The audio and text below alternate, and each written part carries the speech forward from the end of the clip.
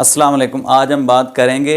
Egoistic person के बारे में, अनापरस्त बंदे के बारे में और ख़ुद गर्ज इंसान के बारे में। कि फ़र्स्ट ऑफ ऑल मैं आपको ये बताऊंगा कि ऐसे लोगों की पहचान क्या होती है और ऐसे लोगों के बनने की वजूहात क्या होती हैं। और फिर अगर कोई ऐसा शख्स बन गया है जो इगोइस्टिक है या टॉक्सिक है या ज़्यादा खुद गर्ज है, तो उससे छुटकारा कैसे हासिल किया जा सकता है। तो फर्स्ट ऑफ ऑल तो मैं आपको चंद उसकी करैक्टरिस्टिक बताता हूँ कि ऐसे शख्स में कौन कौन सी ऐसी खसूसियात होती हैं, क्या उसकी निशानियाँ होती हैं। कि जो भी अनापरस्त होगा वो हमेशा तवज्जो का मुतलाशी होगा, उसको हर वक्त तारीफ़ चाहिए होती है। वो चाहता है कि हर वक्त मेरी लोग तारीफ़ करते रहें और मुझे बिल्कुल इग्नोर ना किया जाए। सेकेंडली उसकी जो निशानी है वो ये है कि उसको रिश्ते तोड़ना जो है वो उसको चंद सेकंड लगते हैं, उसको रिश्तों की उसको कोई अहमियत नहीं होती और रिश्ते जो वो चंद सेकंड में तोड़ देता है। और उसको यहाँ तक भी अहमियत का नहीं पता था कि इस रिश्ते तोड़ने से मुझे ख़ुद को कितना नुकसान होगा। फिर जो अगली तीसरी उनकी निशानी है वो ये है कि वो छोटी छोटी बात को भी दिल पे रख लेंगे और हंसी मजाक में भी अगर कोई उनसे बात की जाए तो उसको भी अपनी वो इंसल्ट समझेंगे और उसी को दिल में रख लेंगे और उसी बात पर भी कुढ़ते रहेंगे। और जहाँ पर भी उनको बदला लेने का मौका मिलेगा तो उसका वो बदला ज़रूर लेंगे। चौथी जो उनकी निशानी है वो ये है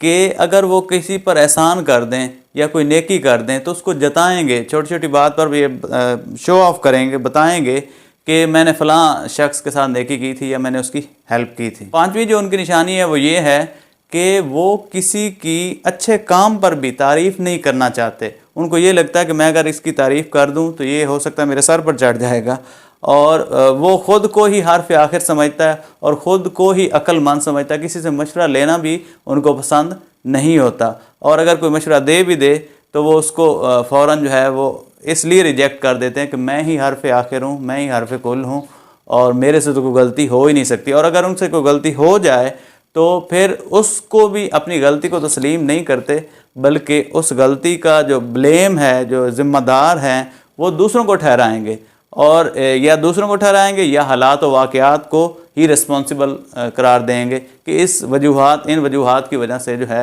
वो मेरे से मिस्टेक हुई है। वो मेरी मिस्टेक नहीं बल्कि वो भी हालात और सर्कमस्टेंसेस की वजह से ऐसा मुमकिन हुआ। और कभी उनके सामने अगर उनके किसी दोस्त की या रिश्तेदार की या जानने वाले की कभी इंसल्ट हो रही है, उसके साथ बुरा हो रहा हो, तो फिर भी उनको अंदर ही अंदर तस्कीन मिल रही होती है, उनके अंदर ही अंदर जो है वो दिल खुश हो रहा होता है और वो ख़ुद को इतनी ऊंचाई पर समझते हैं, बैठा हुआ समझते हैं कि उनको लग रहा होता है कि जो दूसरे इंसान हैं वो मेरे से बहुत कमतर हैं और बहुत इन्फीरियर हैं। तो अब हम बात करते हैं कि ऐसा इंसान कैसे बनता है, उसके पीछे रीज़न्स क्या होती हैं। तो मुझे जो समझ आता है, एक तो रीज़न ये होती है कि ऐसा शख्स जो है वो एहसास कमतरी का शिकार होता है और उस एहसास कमतरी की जो वजूहात हैं वो ये हो सकती हैं कि बचपन में उसके साथ कोई ऐसा मिसहैप हुआ होता है या उसके पेरेंट्स में की डाइवोर्स हो चुकी होती है या उसको जल्द ही वो यतीमी का उसको सामना करना पड़ता है, किसी वालिदैन में से किसी एक की डेथ हो सकती है। तो वो जो एहसास महरूमी है उसकी वजह से भी वो ऐसे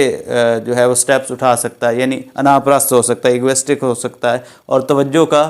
तालिब रह सकता है। या उसकी एक ये भी वजह हो सकती है कि बचपन में अगर पेरेंट्स ने उसकी सारी ख्वाहिशात, जायज़ नाजायज़ ख्वाहिशात हमेशा पूरी की होंगी, तो फिर भी वो बच्चा जब बड़ा होगा तो वो समझेगा कि सारी दुनिया जो है वो भी मेरी बातें मान लेंगी और जैसा मैं चाहूँगा ऐसा ही होगा। लेकिन प्रैक्टिकल लाइफ में ऐसा नहीं होता। तो इसका आसान सा टिप ये है कि अगर आप में से कोई इगोइस्टिक है या अनापरस्त है या खुद गर्ज ज़्यादा हो गया